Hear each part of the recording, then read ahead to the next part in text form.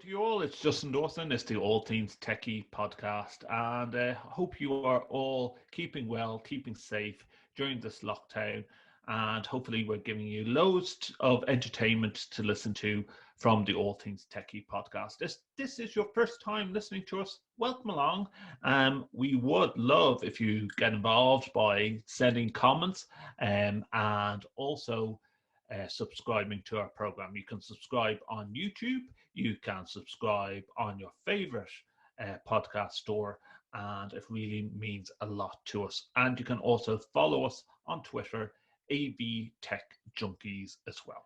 Now, under the spotlight is Kaleo Lee, and he is episode 25 of the All Things TechIE podcast. Thanks for listening. The All Things TechIE podcast is a product of the Extreme Media Network. For advertising and sponsorship opportunities, please visit www.extrememedia.ie. That's XTREME media.ie.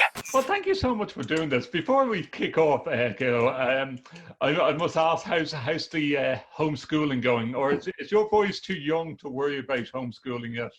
No, my oldest, so he's in kindergarten, which is fine, and we do the homeschooling thing, and it's not bad. It's usually right around podcast time, or when I'm on Zoom conference calls, and all of a sudden it's like they want to make noise and hang out here, and you're like, what are you doing? Yeah, what are you doing? Who's this person on the other end of the line? Hello. Yeah. You got something to give me? Yeah. Yeah. So, starting off, how did you enter the world of audiovisual? Where did you study anything in college that led you to this path? No, not really. So I mean, college-wise, like AV was not even a thought. I was planning to, I always wanted to join the military. My parents were like, "You're gonna be a pilot, if you're gonna do anything." And so I went to Embry-Riddle Aeronautical University in Prescott, Arizona, and started my degree off in aviation.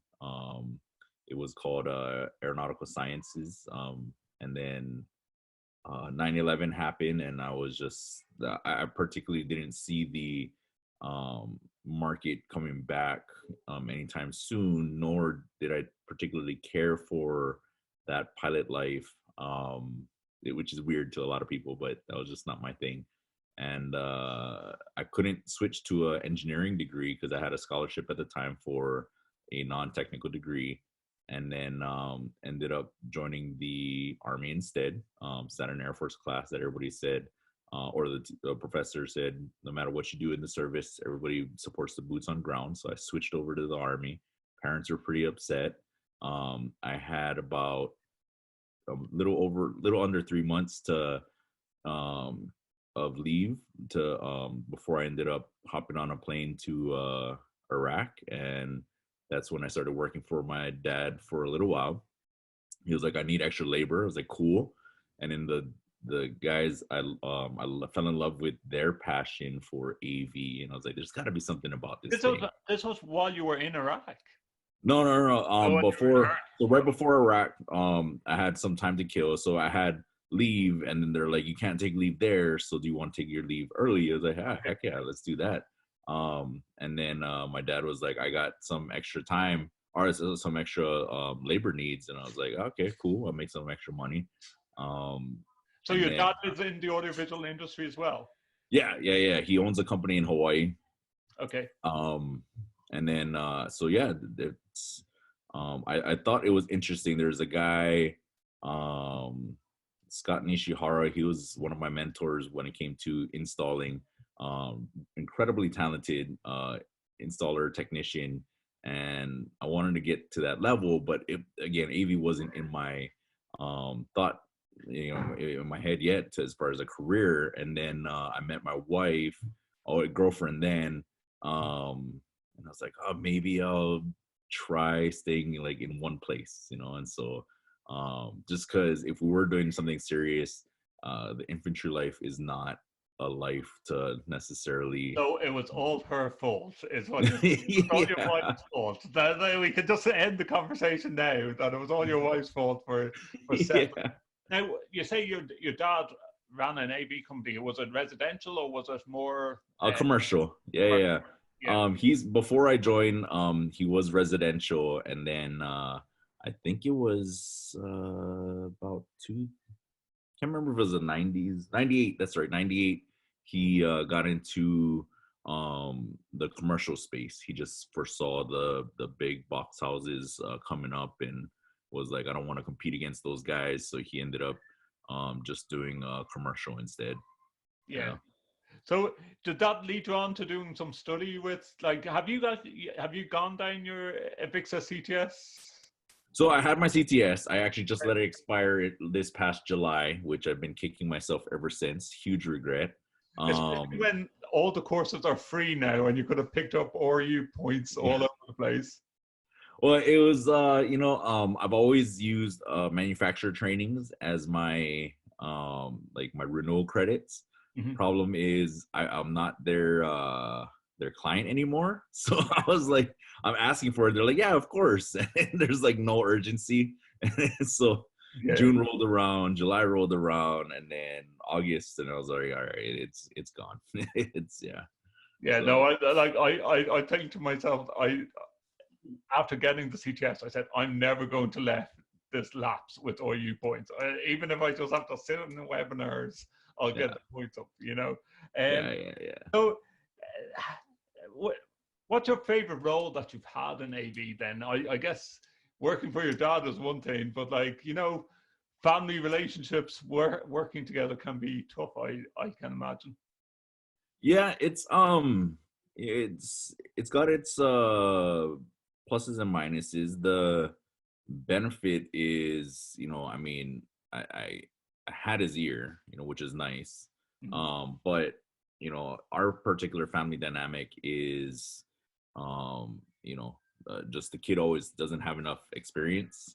And so I always, I'd always ask. And if I didn't get the support, I'd figure out how to do it myself.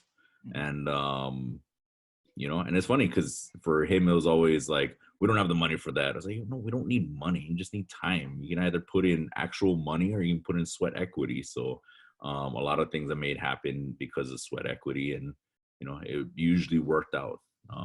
So yeah, it's, and so my role that I wanted the most was when I came back from Iraq, I was like, I can actually use a lot of my organizational skills to, to run your tech department. At the time, they weren't large enough. They didn't have a tech manager or anything. He kind of was the guy, who oversaw everything.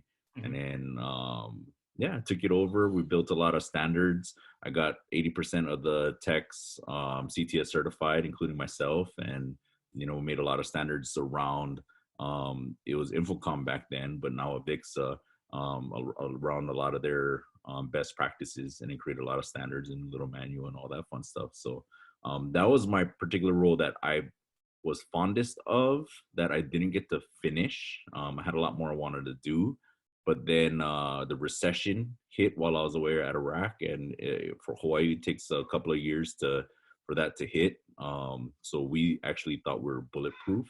Come to find out, no, it's coming. It's just delayed, and so they went through 3 sales managers, and I was like, again, same with the tech side. I didn't know sales, but I knew how to fix organizational problems, and that's when I took over the sales manager role. And that was probably the most rewarding, just because I got to see it through to the end. But it was an interesting time. And then I found that my knack is not necessarily any particular technology or any particular skill set. It was just, I like leadership, and I like being able to positively influence people. And so that's kind of why I stuck in sales. Okay, and you're still working. Is that Brightsign your dad's company, or are you? No. You've Yeah. moved on from there. We'd be a lot richer. No. So my wife is, she went back to active duty. And so she ended up getting stationed here in San Diego. And then we were like, all right, let's give that a shot. Just because her career path in Hawaii started to dry up a little bit. And so and a lot of it had to do with politics. It's funny because it's like, how do you not get certain jobs? Like she was ranked like top 1% in the Pacific is for like all captains and everything. Cheers. It was crazy. Wow. And then she ended up not getting a job, and then it was like, well, that's crazy. It was all right. And you know, and I could watch her soul die like a little every day as she worked in a certain position. And you know, I was like, no, like you got to do something. So then she put in for active duty, and then we got San Diego, and that's when I kind of did a year of a handoff to the now sales manager at my dad's company, the audiovisual company, and then I moved over to Brightsign in January of last year. So what's the role involved in Brightsign now? Are you Regional sales manager? So I'm not okay. in charge of people, but I still get to work with resellers and kind of influence them in a positive way as far as, you know, the right way to use their product. You know, and that's one of the things that, like, in my particular approach, you know, I don't want people to sell it just to sell it, and then if it's the wrong tool, then people are gonna, you know, badmouth us. So it's always, you know, I want to know what the project is and kind of get a little involved and, you know, make sure that we're going down the right path. So and then be able to hand it off to someone else to install. And yeah, and it's you know, that's the part that I miss a little bit is, you know, from a manufacturer standpoint, you just get up to a point and you're like, like I want to see the rest of this project, and you know, you can't. So that's, yeah. I always ask this to all the people that I put under the spotlight in audiovisual. What was one moment where you went, oh crap, everything is going wrong? How do I put this right? What you always have one moment where the sweat beads absolutely pour. Usually it's live events, but yeah, I'm sure in your install days you've had moments where you go, okay, I don't want to tell my dad about this moment in time. So you can. So my very first install was actually it was funny. We had a 40 something foot Stewart screen, so not cheap. Had to fly it to Hawaii, so that in itself was expensive, just the shipping. And you know, my job was just to wire up the switch, and you know, we're gonna test it once we got to the site, just because it's so large. So that particularly when we tested at the site, and you know, went down just fine, and it went up and it didn't stop. It rolled onto itself, like into the case, and it was a loud, you know, you just bang, like, oh crap, I'm trying to stop this thing, it's not stopping. The guy, you know, luckily one of our lead techs was, you know, wisely at the power outlet and just yanked the plug, and I was like, Jesus. Like, actually, the funniest part was when it happened, I hit the off, nothing happened, and then my first instinct was get rid of it. And there was another installer standing next to me who was just as clueless as I was. And I just threw it at him. He was, what the? So, I don't know. I can't do anything. And then luckily, the Stewart guys were super cool. They flew down. They're like, yeah, it's the limiter probably came loose during transit. Hawaii has very terrible shipping. Everything gets damaged. That's just the way it is. I apologize for the crying kids in the background. I got no, that's allowed. We're allowed to do this during COVID-19. If you want to even bring your kids into the program, you can always do so, because like this is the jokey topic that I think we have to do on the next All Things Techie, is find out how much the innocence from the mouths of kids do they know what daddy and mommy do in audiovisual. Like if you ask your son or daughter, well, your two sons rather, if you ask your two sons, what does daddy do for work, what do you think they would turn around and say? I think he just thinks I'm on the computer all day. He knows I travel. Games. Yeah. He knows I travel, but I don't think that registers necessarily for him. I think I just go away, and then he just kind of hangs out with mom for the rest of the time until I come back. So yeah, I think he just thinks I play on the computer all day. Now, with your role currently, like as regional sales manager, are you on the road a lot? Yeah, usually about 50% of the time. So every other week I'm traveling. I'm sure my boss wants me to travel more. I found every other week's a good tempo for me. I get to plan and catch up one week, and then I go out and try to drive business the next week, and then just keep bouncing everything. And I think that's so important when you have a young family as well and working in audiovisual. Now, I asked you the biggest mistake you did in audiovisual. What has been the biggest achievement for you? Well, the biggest achievement is probably being able to be a piece of the pie that helped restructure our company to get to, basically grow. It was they were at a $10 million roadblock for years, and then the recession happened. They dropped down to 8. People were freaking out, and then I told my dad, I was like, yeah, let's do this thing. And it was funny because he doesn't remember the conversation, so if you ask him, he'll be like, I don't remember. Yeah, no, that was my clever idea. I'm in charge, so it's my idea. Yeah, I'll take well, what he asked me was, he's like, you were in the service, right? I was like, yeah. He goes, what did you do again? I was like, I was in the infantry. Like, that was like my role. And he was like, all right, what do you do if you're being attacked? Because basically his manufacturers wanted to drop certain lines of, they wanted to reduce some of our purchasing power. Customers were obviously not happy because we're trying to catch up, and employees were starting to lose faith a little bit.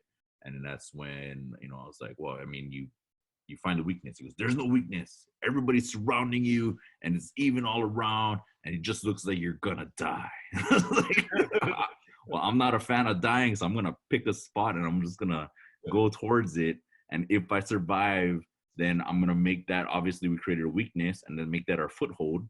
And then that's where we're gonna focus on our strong, positive, whatever it is that we're doing right, and then reconsolidate, reorganize, and how do we capitalize on that?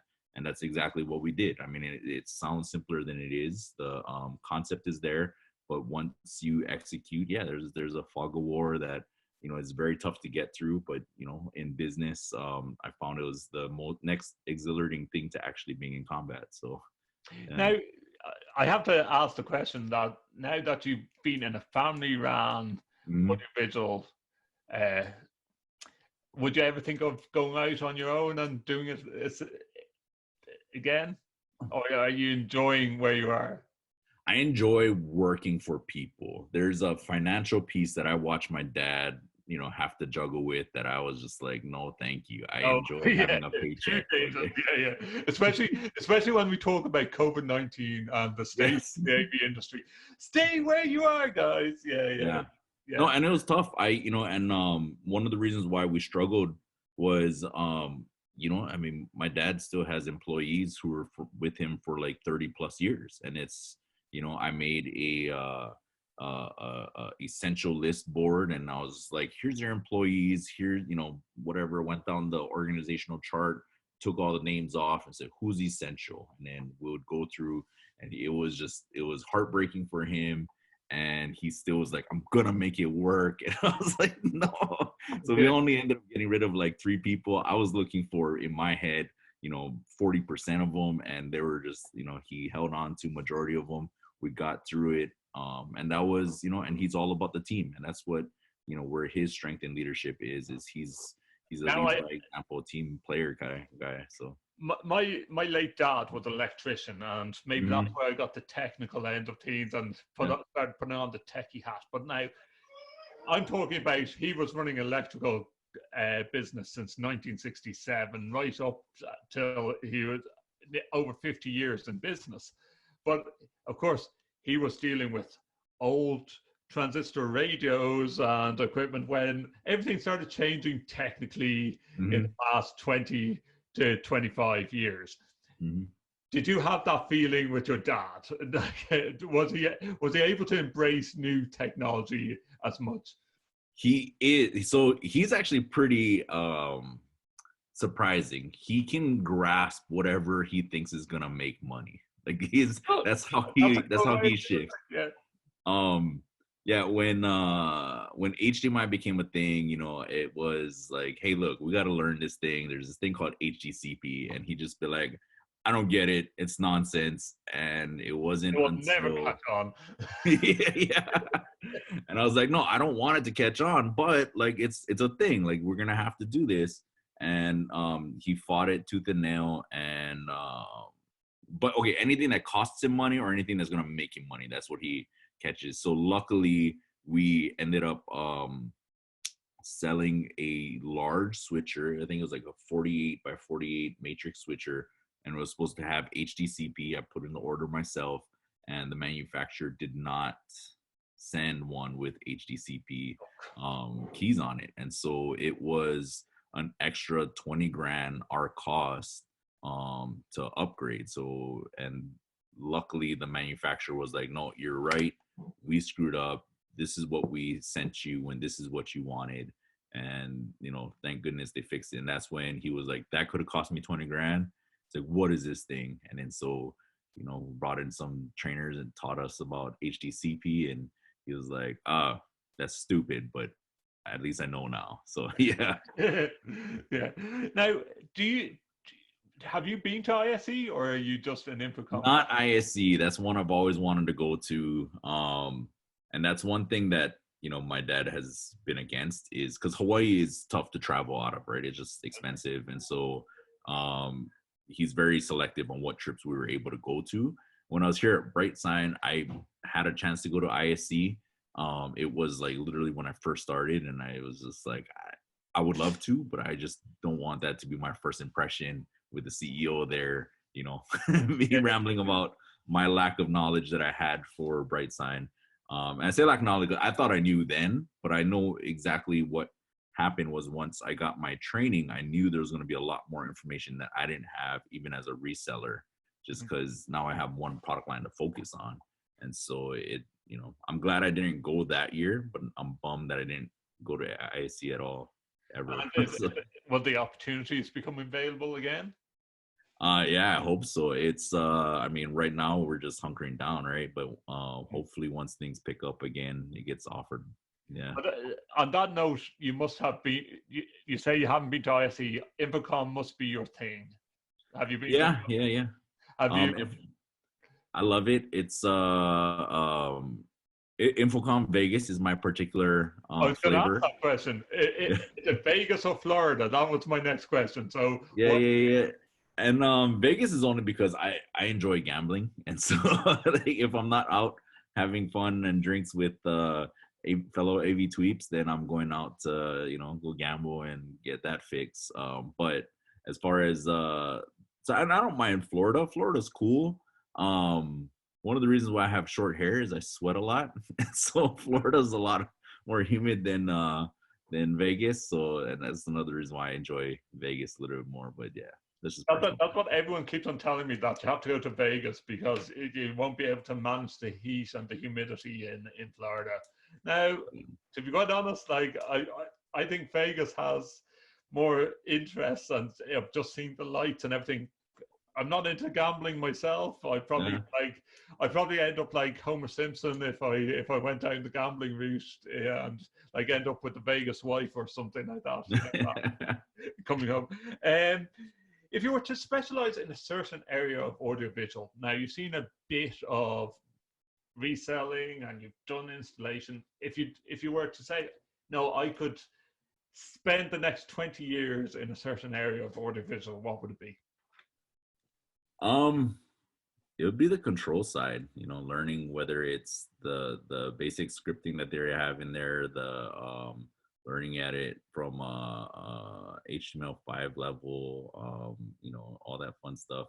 I would say it's the programming side. I think that's where the magic happens. That's the part that, even though people don't see it, if you program it well, it's basically that's what kind of makes or breaks the user experience. I mean, you can design a system, well, and just do basic switching, but if you can really if you can make your panels intuitive, if you can make it do your 50 different things you needed to do in the correct order to maximize efficiency, it's that experience of someone touching and making it happen that I believe makes or breaks the system. So And are you a Crestron or an Extron guy, or neither?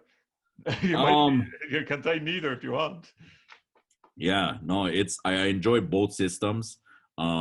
As a integrator in Hawaii, particularly, Extron was our choice because Extron had by far the best support. Mhm. Crestron was great for new projects. You say, hey, I got this great opportunity. They're like, heck yes, let's do it.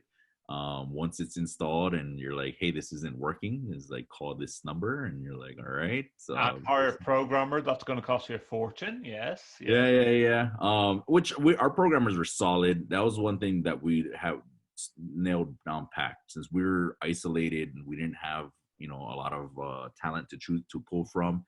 We focused on all our programmers being whatever master programmer. I forget what the different ones were for all of them. We had them all from AMX to Extron to Crestron, some HTML guys. Yeah, it was a big feat, but that was our focus, is make sure that they're there, because a lot of times you call these guys. So Exxon was good because we call like we're pretty much friends at that point. You call my guy, and my guy is gonna either do something about it or get somebody on the phone first thing in the morning. Mhm. um you know Versus like Crestron, we had to be within their certain block of hours because Hawaii is 3 hours behind California. So a lot of people are done with the day, and you're like, all right. Okay, now what do I do? Yeah. Yeah, yeah, yeah. Um, so if you were to have an if uh, sorry, I'll start that question again. If you were to have a present for Father's Day or your birthday, and it's a tech toy and an unlimited budget, what would it be? Oh man. Honestly, it's it's not so much tech, it's just finishing up my truck. I just want to finish lifting my truck and get my rooftop tent on there. That's it. That's my thing right now. It's not. Uh, It's not one of these pimp my ride type of ideas where you can. no, no, no. It's so right now, like overlanding's a big thing here in the States, where basically you put a tent on top of your vehicle and you just drive to wherever you're trying to get to, pop it open, and you're done. So Mm, yeah. that sounds cool. I like the point is, you guys have the weather for doing those type of things. Oh yeah. Like, Yeah, yeah. you know what? With on talking about COVID-19 conspiracies of like 5G, it's all linked with 5G nonsense. And one thing that I'm confident of is that we are getting such great weather here in Ireland, simply because no one's driving around, the air is clear, and the sun is shining for the past 2 weeks. It's only rained once in the past 2 weeks here in Ireland. So long may it continue. If you were to give advice to someone new entering the industry, or even if your son turned around to you and said, Daddy, I want to join the audiovisual industry, would you let him? Yeah, I'd tell him get more options, set himself up for success with a proper degree in something, whether it's computer science or um, engineering, or something along those lines. It's just having a skill to focus on, to me, is what is that called? It's a great foundation, and it's a necessary foundation. And so even though I didn't get my engineering degree, I still have to take certain things like fluid dynamics and thermodynamics and all that fun stuff, which helped a ton. I mean, granted, my first job where I was the lead tech, I definitely over engineered it, and people were like, why would you do that? And I was like, well, I know it's right. I mean, calculations wise. And they're like, well, just hold it up and level it, and we're done. I was like, yeah, okay, fair enough. I over engineered it, whatever. But I had a foundation. And then there was one where it really came into play. We had to have everything seismic rated, and the roof had angles all around, and we had to figure out what the 30-degree angle was. And so I basically engineered a jig with 3 laser pointers to where my anchor points were going to be, and then we just literally took that thing and it cut our install time by by 2/3. I mean, we took only a third of the time that we had planned for the project. So it was amazing. So You talk like you know install a lot. So mhm. now that you have to renew your CTS, Yeah. would you ever think of going on and doing your CTSI? So I wanted to. That was always a thing. Just never had the time to do it. But yeah, it's I want to do it before I lose the information that's in my head. But yeah, it was on the horizon. In fact, that was one of my lazy things was to plan it where, all right, instead of doing all my renewal credits, I just get my CTSI at that time and then go for the next, iteration, just so that I can, that'll be my RUs. But no, it never worked out that way. My willpower is very purpose driven. At the time, we had to restructure and get everybody standardized. So CTS was my focus, which was actually very interesting. I had less than a year in the industry and I had to write a letter to say, hey, I grew up in the industry. Let me do this thing, which I didn't know anything about AV prior to, working for my dad's company. And yeah, they let me in and I passed it. So it was one of those, like, just rip the Band-Aid off. And it was the year, it messed me up because it was the year they switched. It used to just be like everything in the AV Essentials was how they used to do the test. And then they changed it. Luckily, I'm a really good test taker.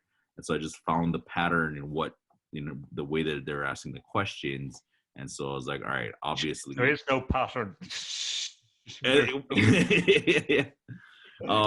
was, well, for me, it was the year I took it was very customer preference focused, and ambient light, was the biggest topics that kept coming up. And that's what I was like, all right, let's gear my answers towards that. You still had to know the information, but at least I knew what they were looking for. Well, you know what? Everyone else, like for me, from having the CTS, is there any way of studying it to make it easier? No, it's remembering the key word, the best answer. And I've had this conversation with Chuck. It's knowing what is the best answer. Like, you could look at those 4 multiple choice questions and go, no, that doesn't make sense. It couldn't be that easy. Don't doubt yourself. When it looks like it is the best answer, it knows that you are knowledgeable to know that that is the best answer out of them.